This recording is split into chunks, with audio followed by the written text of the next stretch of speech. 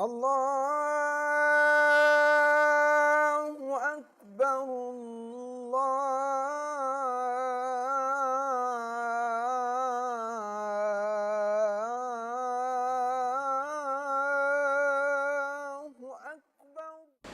اما بعد فاعوذ باللہ من الشیطان الرجیم بسم اللہ الرحمن الرحیم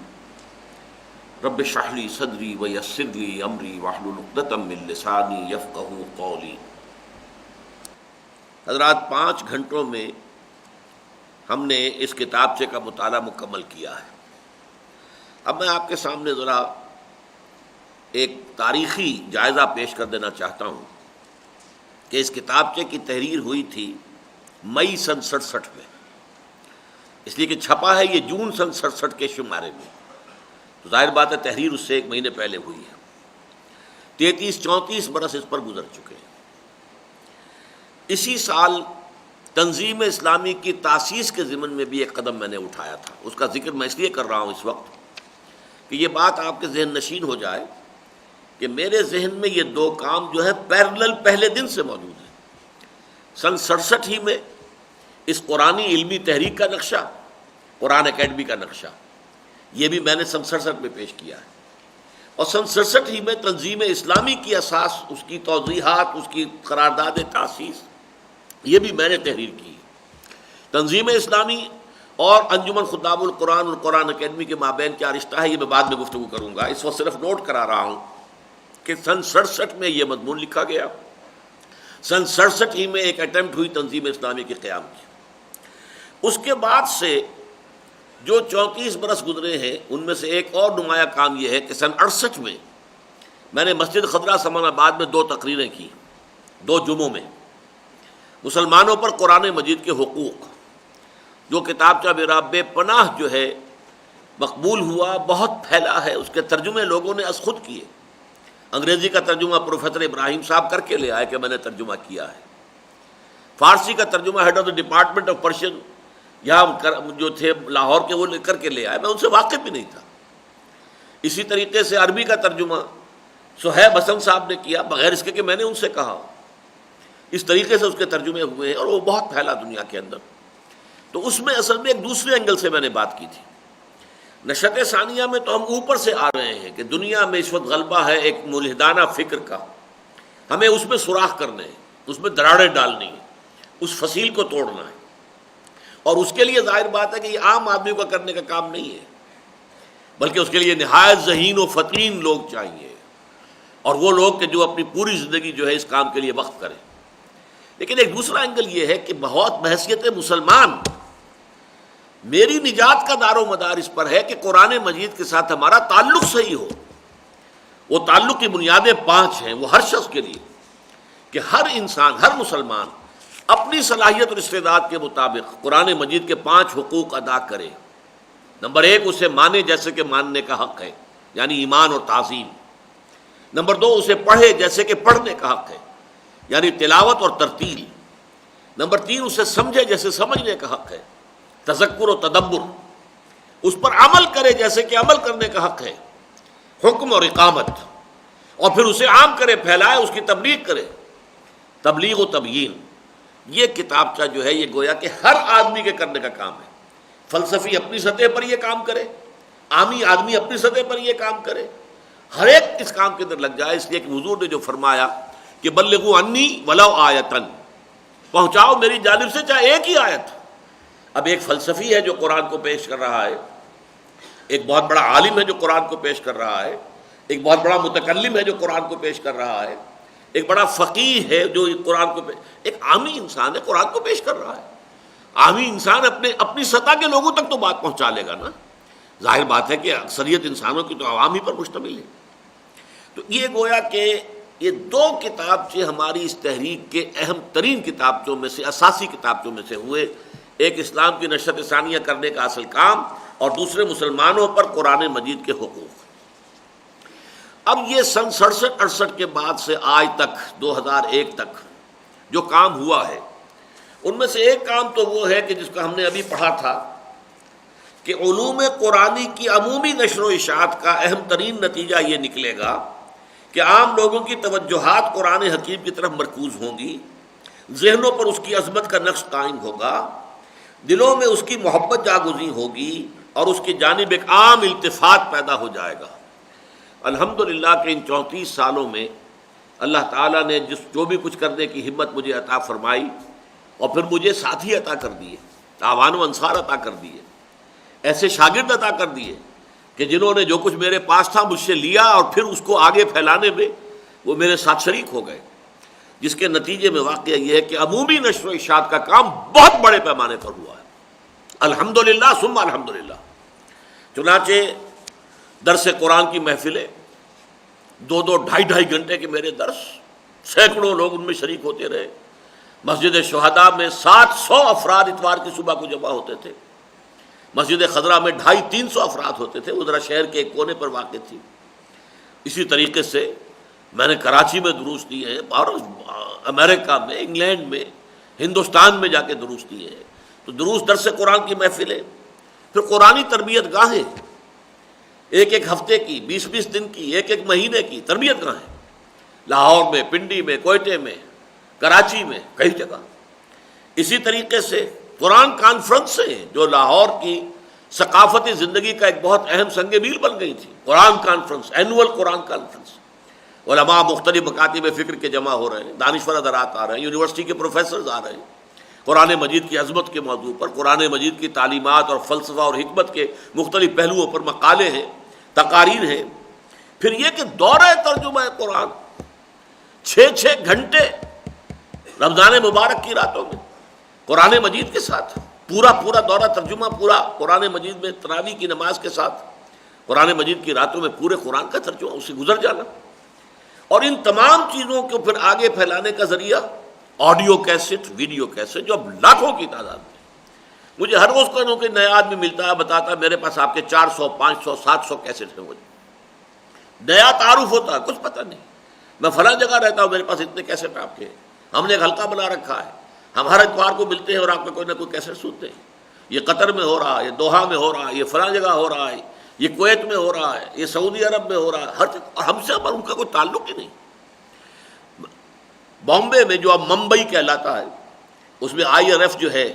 اسلامک ریسرچ فاؤنڈیشن، وہ کیبل کے ذریعے سے 8,500 گھرانوں کو ہفتے میں 2 مرتبہ میرے قرآن مجید کے درس کا ویڈیو دکھا رہا ہے۔ یہ ممبئی میں ہو رہا ہے، اور مجھے خطوط آئے جو چھپتے بھی رہتے ہیں، کسی نے اور نے کہا کہ ہم نے ایک حلقہ بنا رکھا ہے، وہ بھی ممبئی کے اندر، ہندوستان میں مختلف مقامات پر۔ ایک صاحب نے لکھا کہ آپ کے چاہنے والے جتنے پاکستان میں ہیں، آپ یقین کریں کہ ان سے زیادہ ہندوستان میں ہے، بھارت میں۔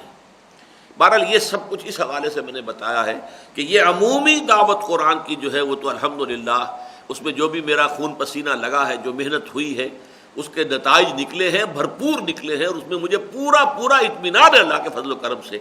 کہ میں مطمئن ہوں کہ یہ زندگی اللہ تعالیٰ نے جو دی تھی اس کی کتاب کی خدمت میں نے لگا دی ہے۔ اور یہ من نیز حاضر می شوم تفسیر قرآن در بغل، کہ قیامت کے دن جو ہے، کسی نے کہا تھا یہ کہ میں بھی حاضر ہو جاؤں گا کہ میں نے تفسیر لکھی ہے قرآن کی، بغل میں لے کے اللہ میں نے تیری کتاب کی تفسیر لکھی ہے۔ میں نے تفسیر تو نہیں لکھی، لیکن قرآن مجید سے متعارف کرایا ہے بے شمار لوگوں کو، کہ ان کی آنکھیں کھل گئی کہ یہ قرآن صرف کتاب مقدس نہیں ہے، یہ کوئی جنتر منتر کی کتاب نہیں ہے، یہ کتاب ہدایت ہے، یہ فلسفے کی اعلیٰ ترین کتاب ہے، یہ عمرانیات انسانی کی بنیادی ہدایت کے اوپر مشتمل کتاب ہے، یہ کتاب جو ہے انسان کو تلاش حقیقت کی طرف انسان کی رہنمائی کرنے والی ہے۔ یہ تعارف میں نے کرایا الحمدللہ۔ اور اب سیکنڈ بات جو کہہ رہا ہوں وہ یہ ہے کہ گئے دن کے تنہا تھا میں انجمن میں، یہاں اب میرے رازداں اور بھی ہیں، اب بے شمار ادارے پیدا ہو گئے۔ آپ کو معلوم ہے الہدا کے نام سے، یہ الہدا میرا نام انٹروڈیوس کرایا ہوا ہے، جو میں نے اپنے ٹی وی پروگرام کے لیے نام اختیار کیا تھا الہدا۔ 15 مہینے تک لاہور، یہ پورے پاکستان میں، پاکستان کے تمام ٹی وی اسٹیشن سے ایک ہی وقت میں فکس ٹائم پر یہ پروگرام آیا ہے 15 مہینے تک، الہدا۔ لیکن اس کے بعد الہدا فاؤنڈیشن قائم کیے، ڈاکٹر فرحت ہاشمی ایک خاتون ہیں، انہوں نے کیے، اور وہ خواتین میں وہ کام کر رہی ہیں۔ عربی قواعد اور قرآن مجید کا ترجمہ بڑے پیمانے پر ہو رہا ہے۔ یہاں پر پروفیسر ثاقب صاحب ہیں، ان کا بھی غالباً اسلامک فاؤنڈیشن، قرآنک فاؤنڈیشن نام ہے یا قرآنک مشن نام ہے، بہرحال کام کر رہے ہیں، بڑے پیمانے پر کر رہے ہیں، اور بھی بہت سے ادارے قائم ہو چکے ہیں۔ گویا کہ قرآن مجید کے علوم کی یا مفہوم کی عمومی سطح پر نشر و اشاعت کا کام جتنا اللہ نے مشتریہ لے لیا، اللہ تعالیٰ کا فضل و کرم ہے، اس نے توفیق دی،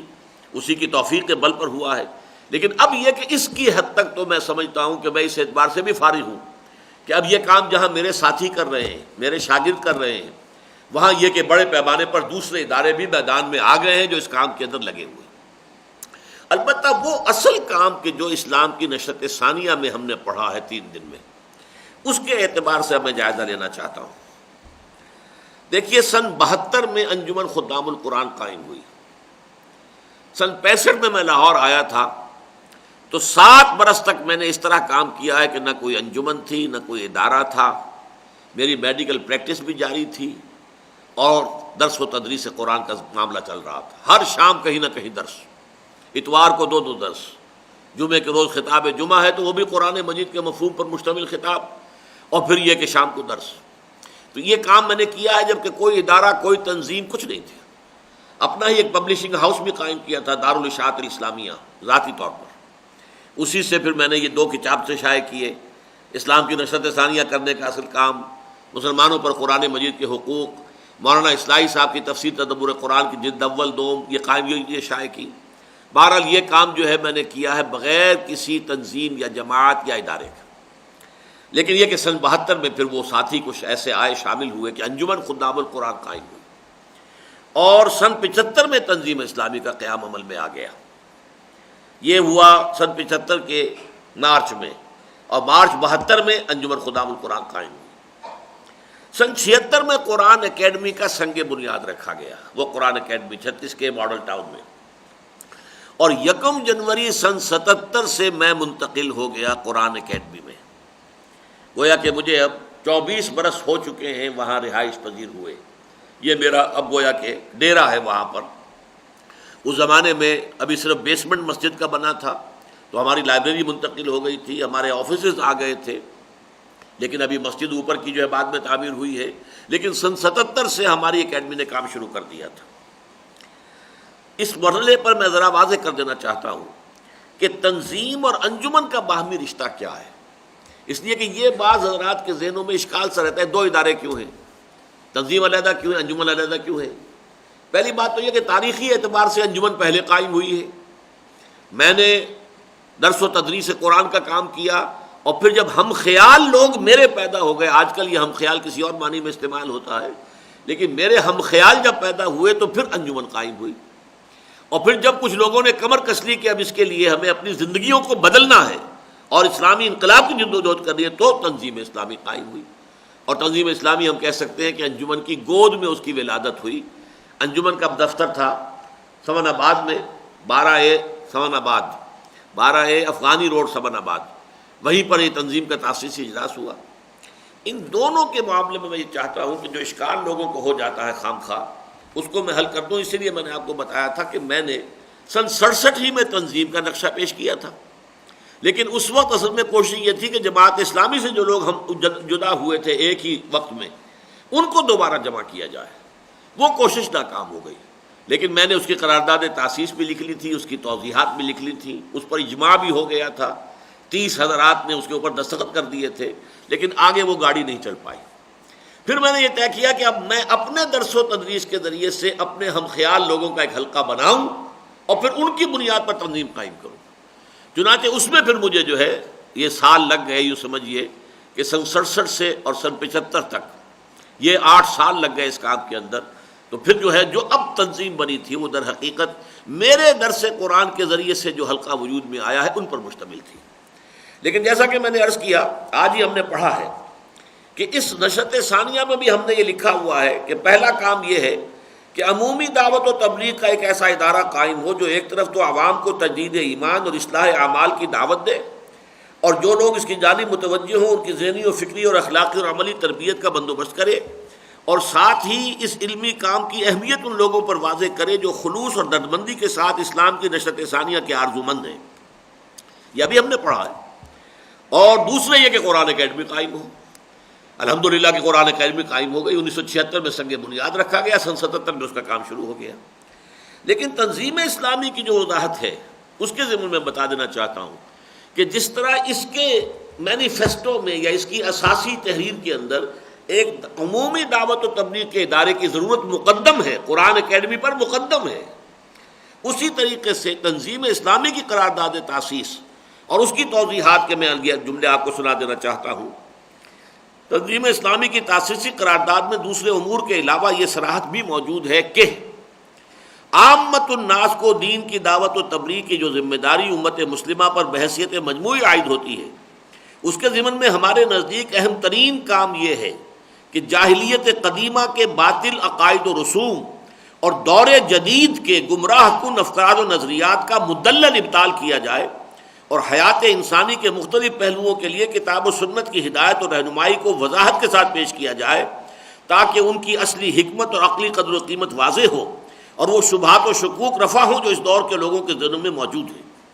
اس کی وضاحت بھی ہے بڑی مفصل، لیکن میں اس میں نہیں جا رہا، میں صرف بتا رہا ہوں کہ یہ تنظیم کے اندر بھی یہ کھاتا موجود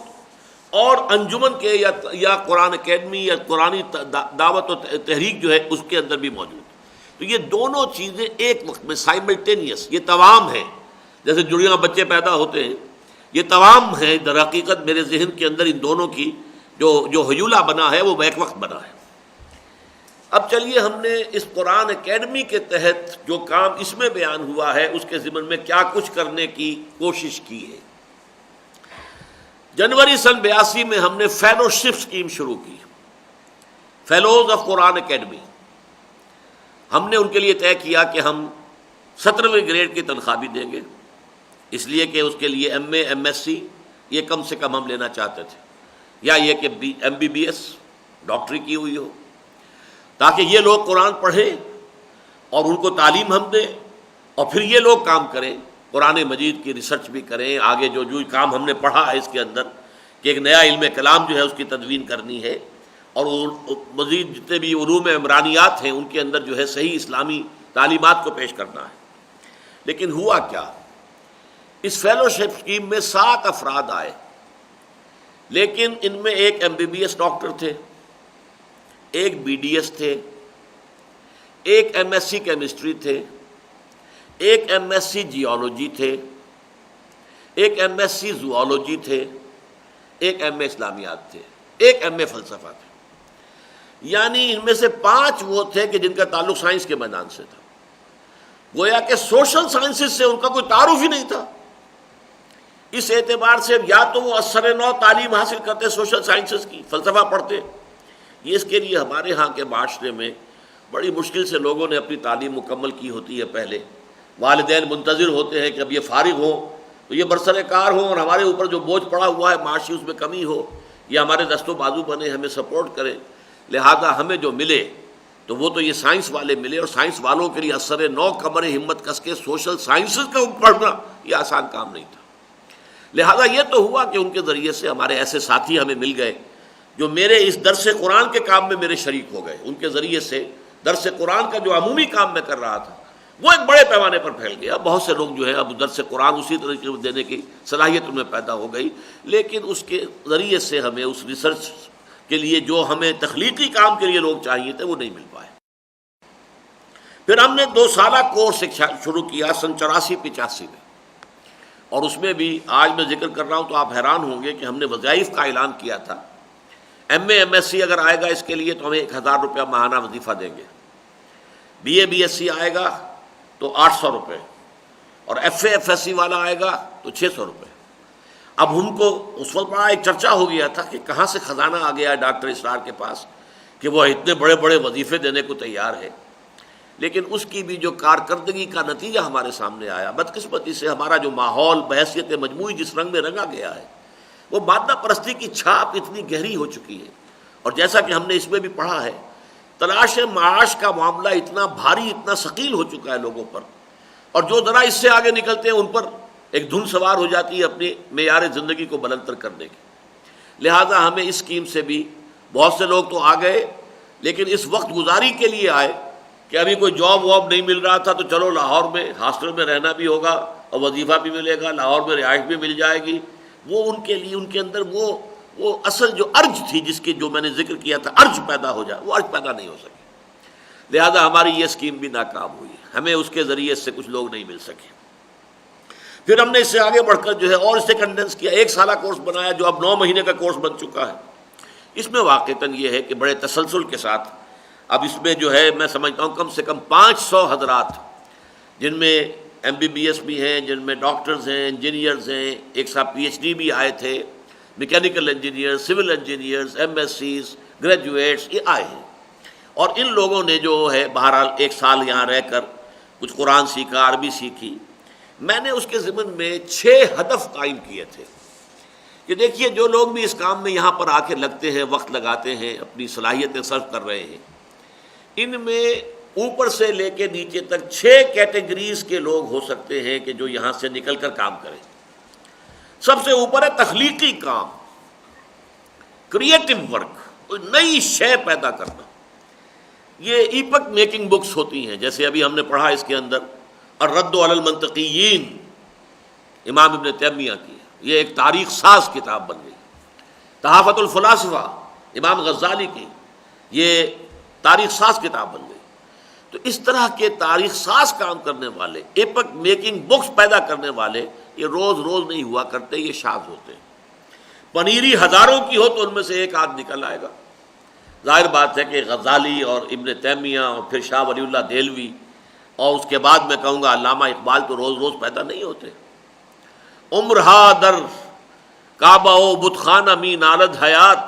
تازے بزم عشق یک دانائے راز آیت بروں۔ یاد دانائے راز جو ہے وہ آسانی سے تو پیدا نہیں ہوتا، لیکن یہی ہے کہ آپ ایک پنیری تو لگائیں نا،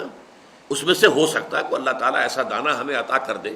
ایسا ذہین و فطین، ایسا نابغہ، ایسا جینیس بھی آخر انسان ہی ہوتے ہیں، ان کے سر پہ سینگ تو نہیں ہوتے، انسانوں ہی میں سے ابھر کر آتے ہیں اور کام کرتے ہیں اور تاریخ ساز کام کر جاتے ہیں۔ تو سب سے ٹاپ پر جو تھا ہمارا گول وہ تھا تخلیقی کام۔ اس کے نیچے ہے تحقیقی کام۔ تحقیقی کام میں تخلیق کا اتنا عنصر نہیں ہوتا، مطالعہ ہے، غور و فکر ہے، 10 تفسیریں سامنے رکھی ہوئی ہیں، اس کا تقابلی مطالعہ کر کے اب ایک مقالہ لکھا جا رہا ہے وغیرہ وغیرہ۔ یہ کام جو ہے مختلف اعتبارات سے تحقیقی کام، یا سابقہ کتابیں جو ہے ان کی تحقیق ہو رہی ہے،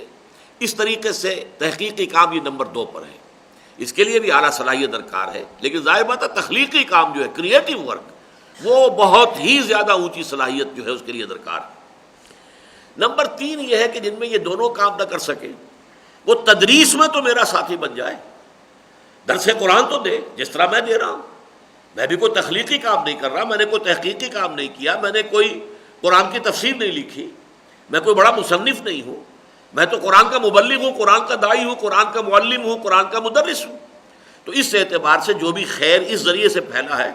اس کو جو ہے 1000 سے ضرب دے دیں، 1000 جو ہیں میرے ساتھی لگے ہوئے اس کام کے اندر، تو یہ تدریس کہلائے گی، پڑھانا۔ اور جو لوگ یہ تدریس نہ کر سکیں، اس سے ایک نیچے اور ہے، اور وہ تبلیغی ہے، عام سطح کے اوپر عوام کے اندر قرآن مجید کی دعوت کو عام کرنا۔ ایسے لوگ جن کے بارے میں ہم پڑھ چکے، جو کلین سلیٹ ہوتے ہیں، ان تک بات کو پہنچا دینا۔ تو تبلیغی کام، تدریسی لیول اونچا ہوتا ہے، تبلیغی لیول جو ہے وہ ایک سادہ عام فہم انداز میں بات کو لوگوں تک پہنچا دینا۔ جن میں یہ صلاحیت بھی نہ ہو، وہ تنظیمی کام کریں، ان کاموں کو آرگنائز کرنا تاکہ بڑے پیمانے پر اس کے نتائج نکلیں۔ اس کے لیے بھی ضرورت ہے آرگنائزنگ کیپیسٹی، اور فیکلٹیز جو ہیں وہ بھی عام تو نہیں ہوتی۔ اور جن میں یہ بھی نہ ہو، وہ انتظامی امور تو کرے، کسی جگہ مینیجر تو لگے ہوئے قرآن اکیڈمی کے، قرآن کے جو ہمارا جو ادارہ ہے مطبوعات کا، اس کو مینیج کر رہے ہوں، ہمارے رسائل ہیں ان کو مینیج کر رہے ہوں۔ تو بہرحال اس دور میں جو لوگ بھی اس 1 سالہ کورس سے نکلے ہیں، واقعتاً ان میں وہ پہلی بات تو ابھی مجھے سامنے نظر نہیں آئی، میں ابھی استثناءات جو ہیں اس کے وہ بیان کر دوں گا کچھ، لیکن عموماً نہیں ہوا۔ لیکن یہ ہے کہ بہرحال وہ ہماری عمومی دعوت و تبلیغ کے ضمن میں ہمیں کافی بڑے پیمانے پر جو ہے اس سے مردان کار ملے ہیں، جس سے ہماری دعوت جو قرآن کی دعوت ہے اس کو بھی تقویت حاصل ہوئی، اور چونکہ ہم نے تنظیم اسلامی میں بھی جو اصل دعوت ہے اس کا محور و مرکز قرآن مجید کو بنایا ہے، درس قرآن کے ذریعے سے دعوت ہے۔ کوئی اپنی اور تقریر کرنے کی ضرورت نہیں ہے، کوئی اپنا فلسفہ بھگارنے کی ضرورت نہیں ہے، قرآن پڑھاؤ۔ قرآن سے بڑا واعظ کوئی نہیں، قرآن سے بڑا مزکی کوئی نہیں، اور قرآن جو ہے اس سے بڑا معلم کوئی نہیں۔ اس اعتبار سے قرآن ہی کے ذریعے سے دعوت و تبلیغ، تنظیم اسلامی کی دعوت و تبلیغ جو ہے وہ تھرو قرآن ہے۔ بہرحال اس کے بعد سن 87 میں ہم نے قرآن کالج قائم کیا، جو سن 89 میں اس جگہ منتقل ہوا ہے، جس کے اوپر پھر یہ قرآن آڈیٹوریم بنا ہے۔ اس قرآن کالج سے جو ہمیں توقع تھی وہ ہم نے بنایا تھا Quran College of Social Sciences. Science ہم نے نہیں رکھی تھی، فزیکل سائنسز ہم نے نہیں رکھی، اس میں zoology, botany, pre medical, pre engineering نہیں، فلسفہ، اکنامکس، پولیٹیکل سائنس، یہ تین مین سبجیکٹس جو انسان کے فکر اور سوچ اور عمرانی جو معاملات ہیں، جو میں نے ابھی بیان کیا تھا کہ سب سے اوپر کی سطح ہے فلسفے کی، میٹا فزکس، جس کے حوالے سے ایک نیا علم کلام ضروری ہے کہ مدون کیا جائے، جو آج کے ذہن کو مطمئن کر سکے اسلام پر اور ایمان پر۔ اور پھر نمبر 2 پر ہے سوشل سائنسز کے اندر قرآن کی اور اسلام کی ہدایت کو مدلل مبرہن طور پر پیش کرنا۔ تو اس کے لیے ہم نے کہا کہ فلسفہ اور اکنامکس، پولیٹیکل سائنس، اس کے ساتھ انہیں عربی لازمی زبان کی حیثیت سے رکھنی ہوگی۔ وہ عام طور پر کالجوں میں جو پڑھائی جاتی ہے، ہم نے اس سے زیادہ زور دے کر بڑا پختہ بنیادوں پر اسے پڑھایا۔ قرآن مجید کا منتخب نصاب انہیں لازماً پڑھایا۔ خیال یہ تھا کہ یہ پنیری بن جائے گی ہمارے ہاں، کہ یہاں سے نکلیں گے لوگ کہ جو پھر اس کام، عظیم تر کام کے لیے ہمارے پاس گویا کہ اویلیبل ایک سرمایہ ہوں گے، ہمارے پاس ذریعہ بن جائیں گے کہ اس کام کو آگے بڑھائیں۔ لیکن بدقسمتی یہ ہے کہ یہ کام ہم نے اس دور میں کیا ہے جبکہ ان سوشل سائنسز کو پڑھنے والا ہی کوئی نہیں رہا۔ ڈاکٹری، انجینئرنگ، یہ تو پہلے کریز ہوتے ہی تھے، پھر آ گیا MBA، اس کی طرف لوگوں کی دوڑ، اب وہ کمپیوٹر، انفارمیشن ٹیکنالوجی، IT، یہ تو سارا دور ان کا ہے، جن کا نظریات سے کوئی تعلق ہی نہیں، لہذا اب کوئی پڑھنے کو تیار ہی نہیں۔ اس اعتبار سے ہمارا یہ تجربہ بھی تقریباً ناکام ہوا ہے۔ کون پڑھے آج فلسفہ؟ یونیورسٹیوں کے اندر بھی کہا جا رہا ہے یہ بند کرو ان کو، یہ فلسفے کا جو ہے یہ جو ڈپارٹمنٹ ہے خام خواہ پیسے خرچ ہو رہے ہیں، کیا ضرورت کیا ہے اس کی؟ یہ ساری چیزیں چونکہ آج انسان مادہ پرستی میں اتنا غرق ہو چکا ہے کہ جس شے کی کوئی پریکٹیکل یوٹیلیٹی فوری طور پر نظر نہ آتی ہو کہ اس کی افادیت یہ ہے، اس سے یہ ہمیں نتیجہ برآمد ہوتا ہے، اس کی طرف کوئی توجہ ہے ہی نہیں۔ پھر خیال یہ بھی تھا کہ اس قرآن کالج میں جو سٹاف ہوگا وہ ایسے لوگوں پر مشتمل ہوگا کہ جو پھر ریسرچ ورک کریں گے۔ ہمارے اپنے ساتھی جو ہیں یہاں سے نکل کر یہاں کے سٹاف میں آئیں گے، تو جیسا کہ ہوا کرتا ہے ٹیچنگ انسٹیٹیوشنز کے اندر ریسرچ ورک وہیں ہوتا ہے، لیکن یہ کہ میں افسوس کے ساتھ عرض کر رہا ہوں کہ اس میں بھی تاحال ہمیں ناکامی ہوئی ہے۔ عوامی سطح پر ہماری دعوت، قرآن مجید کے علم کی نشر و اشاعت، قرآن مجید کی عظمت کا تعارف بہت بڑے پیمانے پر ہوا، الحمدللہ ثم الحمدللہ ثم الحمدللہ، جتنا شکر میں ادا کروں کم ہے۔ لیکن پرٹیکولرلی یہ پروجیکٹ، اس پر بدقسمتی سے ہماری کوئی خاص پیش رفت حال نہیں ہو سکی۔ البتہ اب کچھ آثار پیدا ہوئے ہیں۔ دیکھیے جو آپ نے اس میں پڑھا، ایسی سعید روحیں جنہیں اپنے اندر ہی کوئی بے چینی محسوس ہوتی ہو، جو اپنے اندر ہی محسوس کریں کہ یہ دنیا جو ہے یہ ہمیں راس نہیں آ رہی، کس سے کہوں کہ زہر ہے میرے لیے مائے حیات۔ اب اس کی میں آپ کے سامنے ایک مثال لا رہا ہوں۔ ایک نوجوان ڈاکٹر احمد افضال کراچی میں MBBS کر رہے تھے، ان کے 3 بھائی اور بہنیں سب کے سب جا چکے، گرین کارڈ لے چکے، امریکہ میں آباد ہو چکے، والدین کے پاس بھی گرین کارڈ تھا، خود ان کی جیب میں بھی گرین کارڈ تھا۔ والدین صرف منتظر تھے کہ یہ MBBS کر لے، فارغ ہو جائے تو بس یہ بھی چلے، اور جو مکان ہمارا ہے PSCHS کراچی میں اس کو بیچ کر اور منتقل ہو جائے، پوری فیملی جا ہی چکی ہے، بس وہ منتظر تھے کہ یہ MBBS کر کے یہ بھی ہمارے ساتھ چلا جائے تو بس ہم چلے جائیں۔ اس نوجوان نے MBBS کیا، اس کے بعد وہ امریکہ گیا، وہ SFMG کو امتحان ہوتا ہے وہ بھی پاس کر لیا، لیکن چند مہینے وہاں رہنے کے بعد اس نے 2 فیصلے کیے۔ آپ حیران ہوں گے کتنے نوجوان یہاں ترستے ہیں کسی طرح ہم امریکہ پہنچ جائیں، اور وہ امریکہ پہنچا ہوا جس کی جیب میں وہ گرین کارڈ موجود ہے، جس کے بھائی بہن وہیں آباد ہیں، وہ 2 فیصلے کرتا ہے،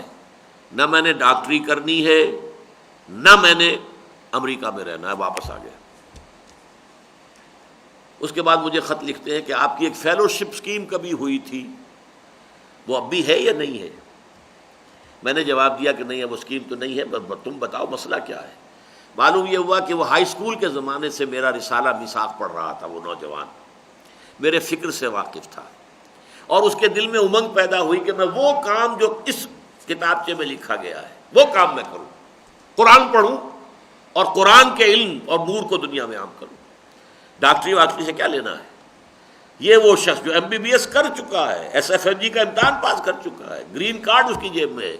واپس آیا ہے تو یہ حال۔ میں نے انہیں کہا کہ ٹھیک ہے وہ نہیں رہی، لیکن یہ کہ ہمارا 1 ایئر کورس ہو رہا ہے کراچی میں، آپ اس میں شریک ہو جائیں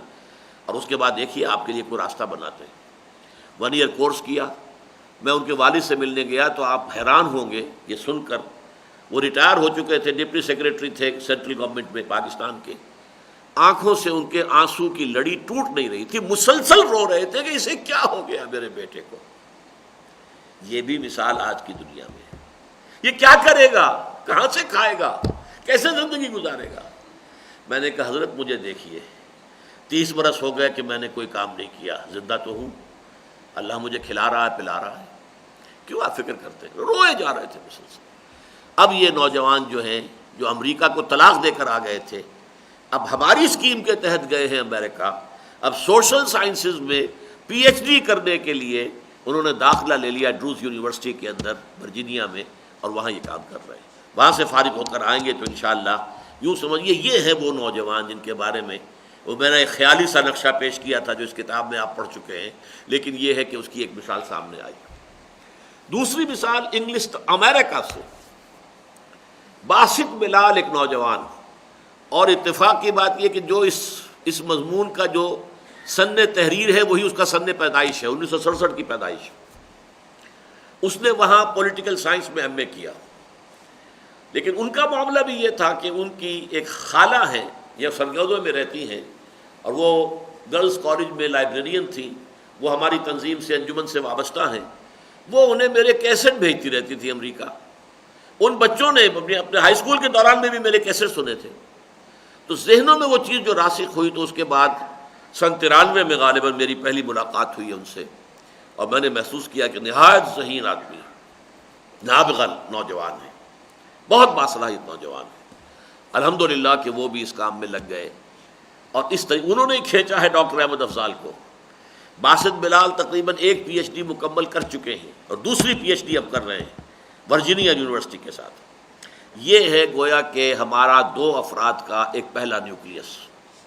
یہ تو ہے کوئی 5-6 سال پرانی بات، لیکن اس کے بعد ابھی کوئی 2-3 سال ہوئے ہیں کہ ہمیں وہاں 5-6 نوجوان اور ایسے ملے۔ ایک صاحب شاید یہاں پر بھی موجود ہوں، مجھے نظر تو نہیں آ رہے، محمد علی، انہوں نے وہاں سے MS کیا ہوا ہے میکینیکل انجینئرنگ میں، لیکن اور انہیں ایڈمیشن ملا ہوا MIT میں۔ MIT یونیورسٹی جو ہے ٹاپ کی یونیورسٹی شمار ہوتی ہے امریکہ کی،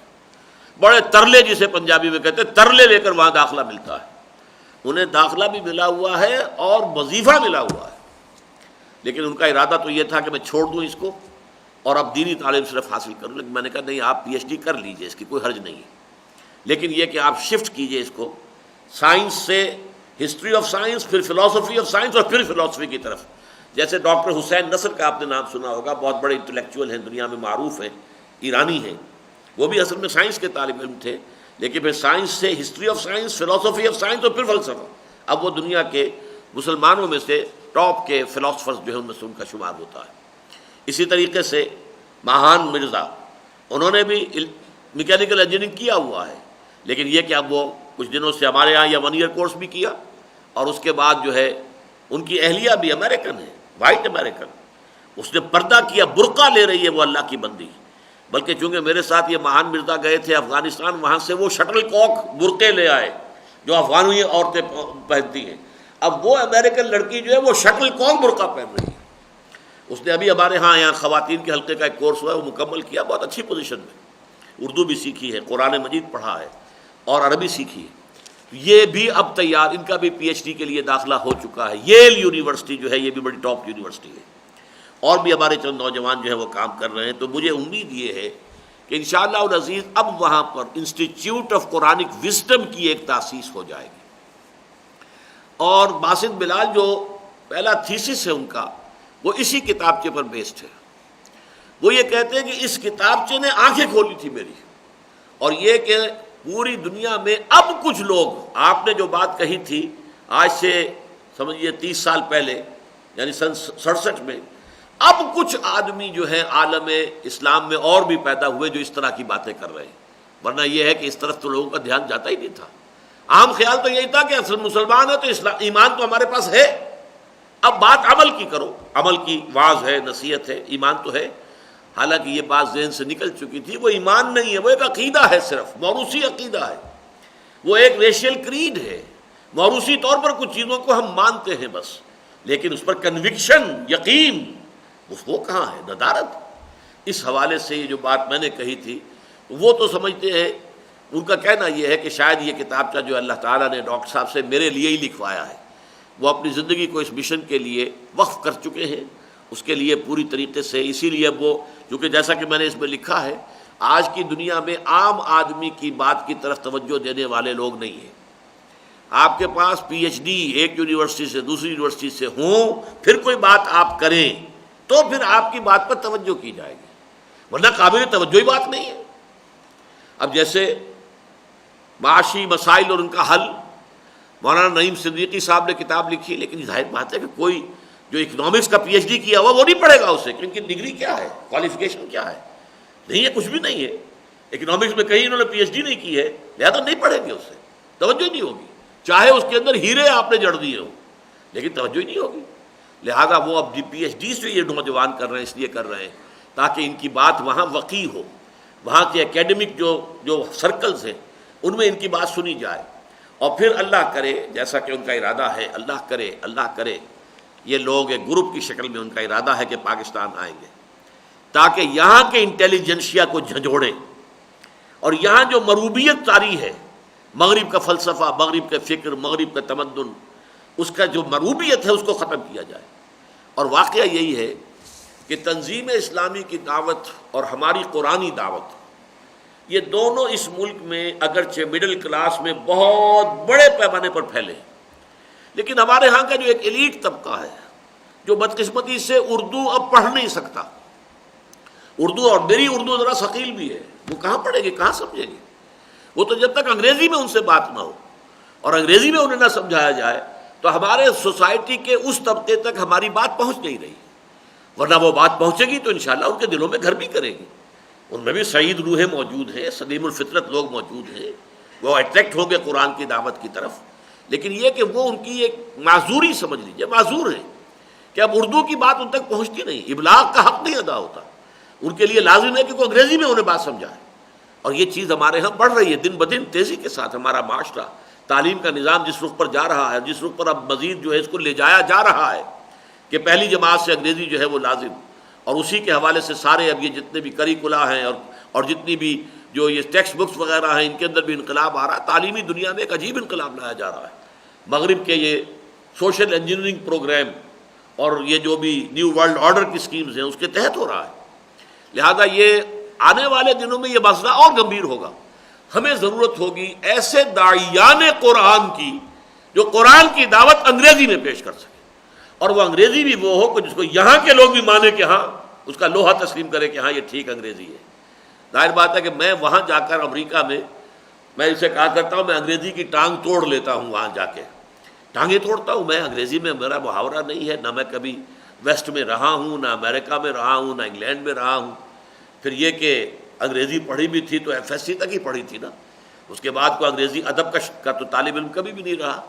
تو انگریزی میں محاورہ نہیں ہے، میری جو ہے ایلیکوینس نہیں ہے، میں اس کو کھل کر اپنی بات کہنے کی صلاحیت نہیں ہے۔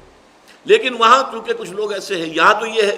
کہ آپ انگریزی میں تقریر کر رہے ہو اور ذرا سا ایک لفظ کا تلفظ بھی آپ نے صحیح نہیں کیا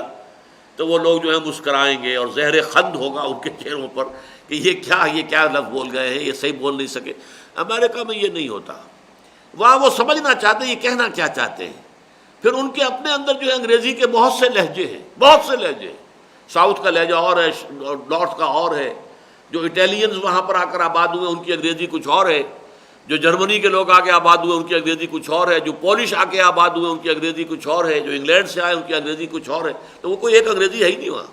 لیکن یہ کہ بہرحال وہ جو عام طور پر سمجھ جاتی ہے بات، تو لوگ وہاں تو میں جا کر انگریزی میں بھی گفتگو کر لیتا ہوں، اور میں نے اپنی بات چیزیں ریکارڈ بھی کرائی انگریزی میں، لیکن پاکستان میں یہ کام نہیں کرتا۔ لیکن میں یہ سمجھتا ہوں کہ انشاءاللہ تعالی ہمارے یہ نوجوان جب آئیں گے یہ سارے ان مراحل کو طے کر کے، تو وہ کام کہ جس کی میں نے نشاندہی کی تھی اس وقت، اگرچہ یہاں اس کی کوئی ابھی ہمیں اس میں پیش رفت نظر نہیں آئی، لیکن ظاہر بات ہے کہ یہ بیج یہیں کے لگے ہوئے ہیں نا۔ یہیں کے میرے کیسٹ تھے جو ورجینیا میں پہنچے ہیں، نیو جرسی میں پہنچے ہیں، باسط بلال کے پاس اور ان کے چھوٹے بھائی اسد کے پاس۔ میرا وہی میثاق تھا نا کہ جو احمد افضال کے ذہن کے اندر جو ہے وہ آبیاری کرتا رہا ایک فکر کی، اور اس کو جو ہے اس کو پروان چڑھاتا رہا، جس کے نتیجے میں یہ معجزہ ہے میں سمجھتا ہوں اس دنیا کا۔ جیسے گوتم بدھ کی بات آج ہم سنتے ہیں کہ 33 برس کی عمر میں وہ جا کر اپنا محل چھوڑا اور اپنی جوان بیوی کو سوتے ہوئے چھوڑا اور اپنے شیرخوار بچے کو چھوڑا نکل گیا۔ اسی طرح سوچئے آج کے آدمی کو بتائیے، ایک ڈاکٹر جس نے کہ وہاں امتحان بھی پاس کر لیا، جس کے پاس پہلے ہی سے موجود ہے گرین کارڈ، جس کی پوری فیملی وہاں اسٹیبلش ہو چکی ہے، وہاں جا کر طے کرتا ہے کہ نہ میں نے ڈاکٹری کرنی ہے اور نہ میں نے امریکہ میں رہنا۔ یہ ناقابل یقین ہے لوگوں کے لیے، لیکن ہوا ہے، واقعہ ہے۔ تو اس طرح سے جیسا کہ میں نے اس میں لکھا تھا کہ دنیا سعید روحوں سے کبھی خالی نہیں ہوئی، ہے موجود، لیکن یہ ضرور ہے کہ ایسے لوگ بہت کم ہوتے ہیں۔ جیسا کہ میں نے عرض کیا، امام غزالی، امام ابن تیمیہ، شاہ ولی اللہ دہلوی اور علامہ اقبال یہ روز روز کے پیدا ہونے والے لوگ نہیں ہیں۔ اسی طریقے سے لیکن یہ ہے کہ جیسے بڑی نرسری لگائی جائے تو ان میں سے کوئی دانہ نکل آئے گا انشاءاللہ، اور اس میں مجھے امید ہے کہ اب ان حضرات کے کرنے سے اس اصل پروجیکٹ کی طرف پیش رفت ہوگی۔ لیکن اس کے ساتھ ہی میں یہ بھی سوچ رہا ہوں کہ اگر اللہ تعالیٰ اس کو میرے لیے آسان کر دے، یہاں پر بھی انسٹیٹیوٹ آف قرآنک وزڈم اب شروع کر دیا جائے۔ امریکہ میں تو ہو رہا ہے، لیکن یہاں پر بھی کچھ نوجوان ہمارے ہاں اب بھی موجود ہیں کہ جنہیں اس کام میں ہم لگائیں اور یہاں بیٹھ کر لگائیں۔ تو اس لیے انشاءاللہ تعالی یہ جو اسلام کی نشرت ثانیہ کرنے کا اصل کام میں جو نقشہ پیش کیا گیا ہے، اس کی طرف بھی ایک عملی پیش رفت انشاءاللہ العزیز یہاں پر بھی بہت جلد ہو جائے گی۔ اقول قولی ھذا واستغفر اللہ لی ولکم ولسائر المسلمین والمسلمات۔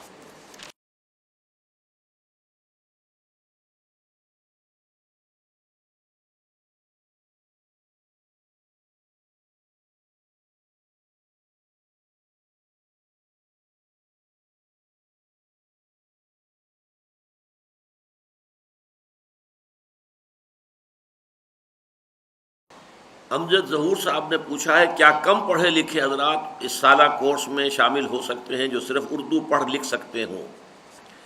اصل میں ہم ایسے حضرات کا کوئی ٹیسٹ لے لیں گے، اور یہ کہ خاص طور پھر عمر کا بھی معاملہ دیکھنا ہوگا، کچھ تعلیم کا بھی۔ تو زیادہ اگر معاملہ جو ہے کمزور ہوا تو پھر یہ کہ پوری کلاس کی ریٹارڈیشن ہو جاتی ہے، تو اس میں زیادہ نہیں رکھ سکیں گے، لیکن دیکھیں گے۔ ادیب اشرف صاحب، آپ کے لیکچر کے حوالے سے انٹرنیشنل اسلامک یونیورسٹی جو کام کر رہی ہے اس کے بارے میں آپ کا کیا خیال ہے؟ وہ ایک کام علمی سطح پر، تعلیمی سطح پر اچھا کام ہو رہا ہے۔ میرا اپنا بیٹا بھی وہاں پر ایک حافظ عاطف وحید وہاں کام کر رہے ہیں، لیکن یہ کہ یہ تخلیقی کام وہاں نہیں ہو رہا کوئی، جس کے لیے کہ ہم نے یہ سارا جو لکھا اور کوشش کی ہے، بلکہ زیادہ تر جو ہے وہاں پر وہ تدریس کا معاملہ ہے۔ ایسی ایک یونیورسٹی جو ہے، یہ دو ایک ہی وقت میں قائم ہوئی تھی، انٹرنیشنل یونیورسٹی اسلام آباد میں ہے اور ایک ملیشیا میں۔ منعم اویس صاحب، عموماً والدین کی خواہش یہ ہوتی ہے کہ ان کے بچے دنیاوی علوم سیکھ کر نام کمائیں، براہ کرم انہیں دین کی جد و جہد کرنے کے لیے کس طرح قائل کیا جائے؟ دین کے لیے تو پہلے تو یہ کہ والدین کو بھی متوجہ کیا جانا چاہیے۔ دین تو در حقیقت سب کے لیے ہے، نوجوانوں کے لیے بھی، والدین کے لیے بھی۔ اسی لیے ہم نے کہا تھا کہ وہ عمومی دعوت و تبلیغ کا ادارہ ہو جو لوگوں کے سامنے ان حقائق کو پیش کرے۔ لیکن یہ کہ اگر کسی نوجوان کے دل میں خود یہ جذبہ پیدا ہو جائے تو والدین رکاوٹ نہیں بن سکتے۔ پھر وہ انسان جو ہے، ظاہر بات ہے کہ بچوں کے آگے جو ہے والدین کیسے کیسے بند باندھ سکتے ہیں۔ لوگوں کی اپنی انکلینیشنز ہوتی ہیں،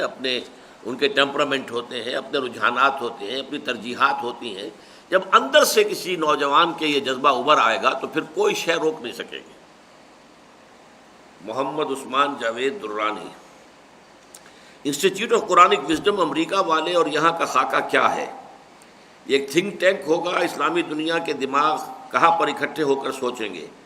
یہ کام مصر اور سعودی عرب تو نہیں کر رہے ہیں۔ پاکستان میں اس ادارے کا خاکہ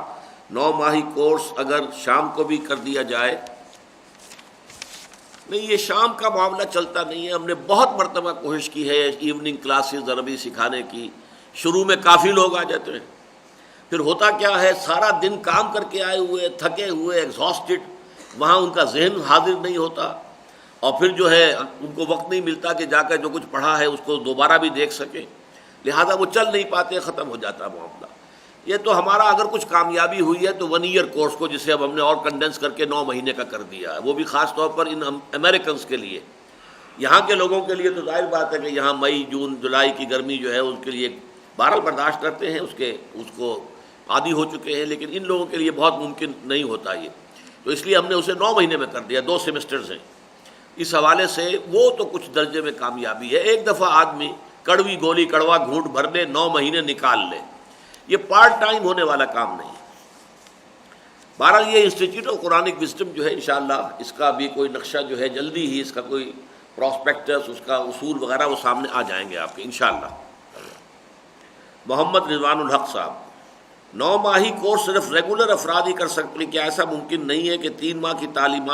تعطیلات میں یہ کورس کرا دیا جائے اور 3 سال میں یہ کورس مکمل ہو سکے،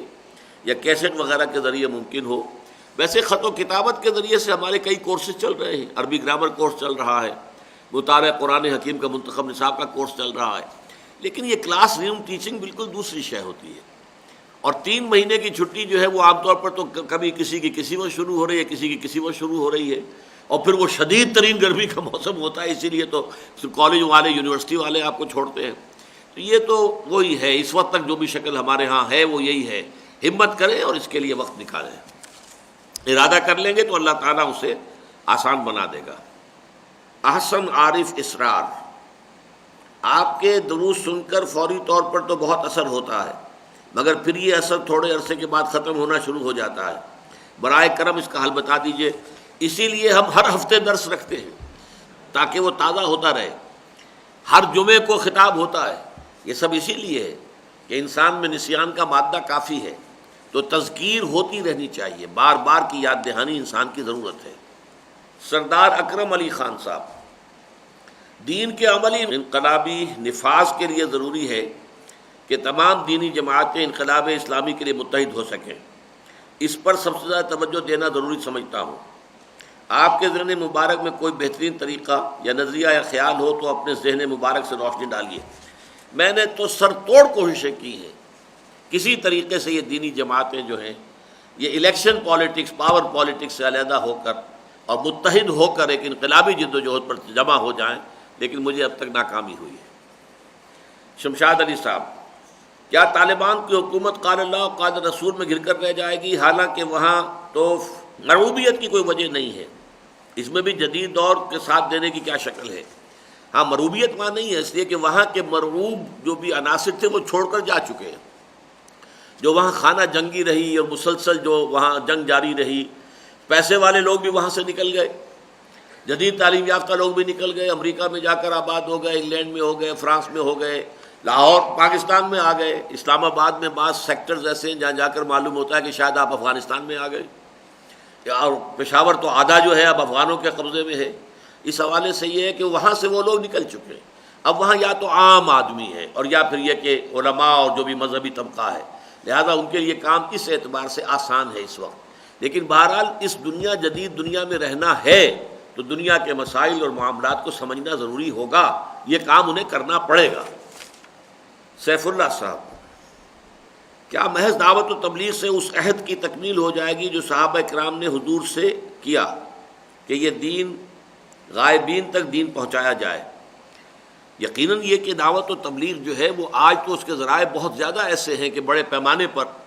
آپ کے آڈیوز پھیل رہے ہیں، دعوت جا رہی ہے۔ اگر کسی ایک جگہ پر اسلامی ملک قائم ہو جائے، اسلامی حکومت، تو پورے ٹیلی ویژن کے ذریعے سے، پورے ذرائع ابلاغ کے ذریعے سے دین کی دعوت سے بمبارڈ کر دے گی پوری دنیا کو، اور ہر جگہ پر جو بھی سلیم الفطرت لوگ ہوں گے اس دعوت کو قبول کریں گے۔ تو اس اعتبار سے دعوت و تبلیغ جو ہے یہ سارے وسائل و ذرائع جو اس وقت انسانوں کے اخلاق کی تخریب کے لیے استعمال ہو رہے ہیں اور ذہنوں کی بگاڑنے میں استعمال ہو رہے ہیں، یہی ذرائع ابلاغ جو ہے انشاءاللہ تعالی حکومت کی سطح پر جب اگر اسلامی حکومت قائم ہو گئی تو اسلام کے لیے اور دعوت قرآنی کی اشاعت کے لیے استعمال ہوگی۔